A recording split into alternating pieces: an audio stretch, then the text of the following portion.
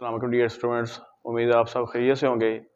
आज हम 9th का जो चैप्टर नंबर 12 का जो है 12.1.4 यानी फोर्थ जो थ्योरम है वो करेंगे। तो इसमें भी देखें, सबसे पहले हमने इसको इस स्टेटमेंट को देखना है। स्टेटमेंट बहुत ज़्यादा इंपॉर्टेंट है, इसमें हमें गिवन भी है, टू प्रूव भी होता है, तो इसको अच्छी तरह समझेंगे, उससे हमें पता चलेगा कि ये हमें क्या कह रहा है, हमसे क्या चीज़ मांग रहा है। तो आइए देखते हैं कि ये इसके अंदर हमें क्या क्या चीज़ें गिवन है और क्या चीज़ें टू प्रूव है। तो इसमें सबसे पहले any point on the bisector of an angle is equidistant from its arms। तो इसमें इतना हिस्सा जो है ये हमारे पास जो है ये सारे का सारा क्या है, गिवन है। इसमें हमें क्या चीज़ें गिवन है, एक हमें ये पॉइंट है, एक बाइसेक्टर है और ये एक एंगल है। तो हमारे पास एक एंगल है, उसका एक बाइसेक्टर है और उस बाइसेक्टर के ऊपर कोई पॉइंट है, तो ये चीज़ें हमें गिवन है। तो सबसे पहले उसके मुताबिक हम डायग्राम बनाते हैं। सबसे पहले हमने ये एंगल बनाया, एंगल AOB, ये एंगल बनाया जो यहाँ पे हमने यहाँ पे मेंशन किया है एंगल। उसके बाद बाइसेक्टर है, तो ये इस एंगल AOB का बाइसेक्टर OM हमने उसका बाइसेक्टर दिया है। बाइसेक्टर का मतलब क्या है, एंगल का जो बाइसेक्टर होता है, अ रे that divides an angle into two equal parts. तो ये ऐसी रे होती है जो एक एंगल को दो बराबर बराबर हिस्सों में डिवाइड कर देती है। तो इसका मतलब ये हुआ कि ये OM जो है, ये रे है, इसने इस AOB को दो इक्वल पार्ट्स में डिवाइड किया है, एक हिस्सा ये वाला, एक ये। तो आप इसको ये निशान भी लगाएंगे, ये क्या बनेगा POQ और दूसरा क्या बनेगा POR। तो इस तरह दो हिस्सों में उसने डिवाइड कर दिया। उसके बाद पॉइंट की बात आई, इसी बाइसेक्टर के ऊपर हमने एक पॉइंट ले लिया जिसका नाम P रखा है। तो ये हमारे पास पॉइंट P है, ये इस बाइसेक्टर के ऊपर है। तो इस स्टेटमेंट के मुताबिक हमने डायग्राम बनाई है। अब इस डायग्राम के मुताबिक हम इसके गिवन की तरफ चलते हैं। तो इसमें वही तीन चीजें हैं, पॉइंट है, बाइसेक्टर है और एंगल है। तो हम यहाँ पे कहेंगे अग पॉइंट P ऑन OM, इस OM पे पॉइंट P है और P क्या चीज है, the bisector of angle AOB, यानी इस एंगल AOB का ये वाला बाइसेक्टर है। अब इसका अगला स्टेप क्या है, वो टू प्रूव है is equidistant from its arms. तो ये पॉइंट जो है, इसके ये एक आर्म OA है, दूसरा आर्म OB है। तो इस पॉइंट का जो डिस्टेंस है वो दोनों से वो इक्वल होगा। तो हम यहां पे क्या करेंगे, ये डिस्टेंस PQ बनता है और ये वाला PR बनता है। तो PQ कॉन्ग्रुएंट है PR। वैसे तो इसके लिए और भी जरा देखें, ये हमारे पास है, ये पॉइंट है, इससे अगर ऐसे देखे जाए तो ये डिफरेंट बनती हैं, सब लेंथ मुख्तलिफ हैं।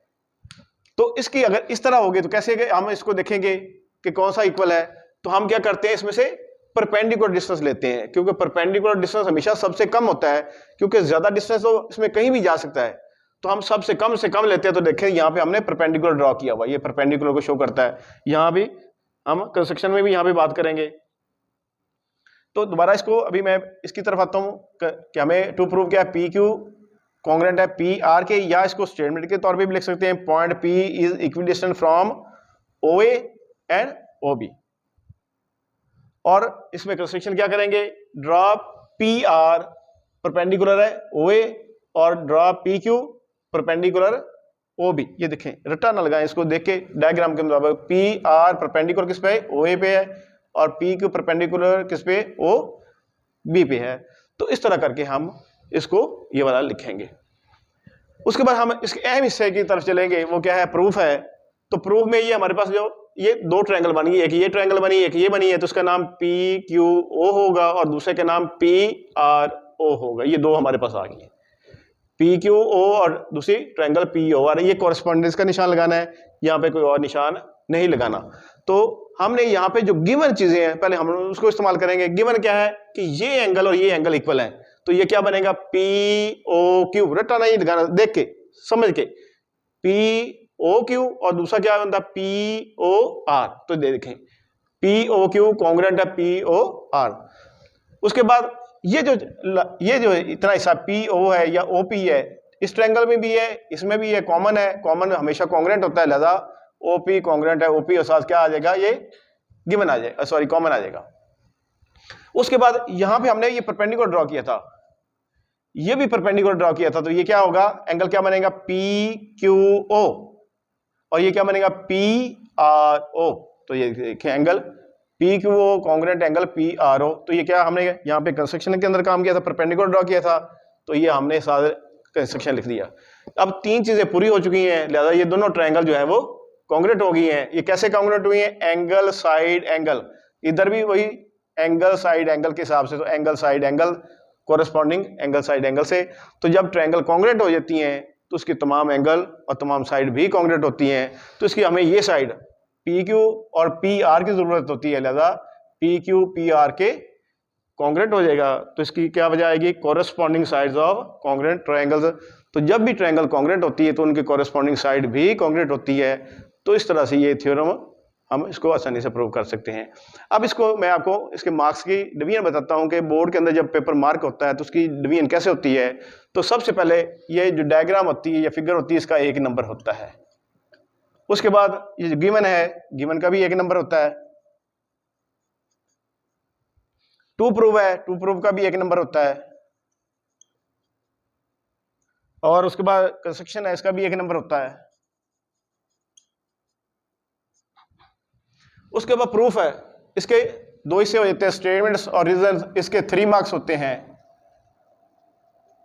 और जो रीजन होती है उसका 1 मार्क होता है। तो इस तरह से इसके जो 8 नंबर होते हैं। आपको जहां तक भी थ्योरम आए आपको करना चाहिए। और अहम इसमें बात यह है कि अगर थ्योरम की आपने डायग्राम नहीं बनाई या थ्योरम के डायग्राम गलत कर दिए तो फिर आपको इस थ्योरम का कोई नंबर नहीं मिलेगा। इसलिए थ्योरम के डायग्राम बनाते वक्त आपने इस स्टेटमेंट को देखना है, इस स्टेटमेंट के मुताबिक आपने डायग्राम बनानी है। उम्मीद है इस तरह से आपकी गलती नहीं होगी। तो इस तरह से आप ये अपना ये थ्योरम अच्छी तरह तैयार कर सकते हैं। उम्मीद है आपको इसमें काफ़ी मदद मिलेगी। ओके, अल्लाह हाफिज़।